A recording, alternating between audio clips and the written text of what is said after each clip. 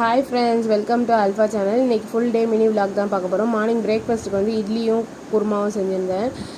என்னதான் சப்பாத்தி பூரியை விட இட்லிக்கு தான் இந்த குருமா எனக்கு ரொம்ப பிடிச்சிருந்தது. யாருக்கெல்லாம் இந்த காம்பினேஷன் பிடிக்கும் கமெண்ட்டில் சொல்லுங்கள். என் குட்டி பையன் வந்து அந்த சுண்டல்லாம் எங்கிட்ட வாங்கி சாப்பிட்டுட்டு இருந்தார். அதுக்கப்புறம் சாப்பிட்டு முடித்தோடனே ஸ்வீட் சாப்பிடணும் போல இருக்குன்ட்டு இது ஹோம்மேட் சாக்லேட் நானே செஞ்சிருது. அதை எடுத்துகிட்டு வந்திருந்தேன். அதையும் எங்கிட்ட வாங்கி சாப்பிட்டுருக்காரு. மதியானம் லஞ்சுக்கு வந்து இறால் பிரியாணி செஞ்சுருந்தேன். இறால் கம்மியாக தான் இருந்ததுனால கொஞ்சம் முட்டையாக வச்சு போட்டு தம் போட்டாச்சு. ஒரு 10 மினிட்ஸ் தம் போட்ட பிறகு உடையாமல் குழையாமல் சூப்பராக இறால் பிரியாணி ரெடி ஆயிடுச்சு. லஞ்சுக்கும் டின்னருக்கும் இதுவே சரியாயிடும். அதுக்கப்புறம் ஈவினிங் ஸ்நாக்ஸுக்கு வந்து சத்து மாவில் பிஸ்கெட்ஸ் வச்சுருந்தேன். இதோட ரெசிபி வந்து நான் சேனலில் போஸ்ட் பண்ணுறேன். சேனல் சப்ஸ்கிரைப் பண்ணி வச்சுக்கோங்க.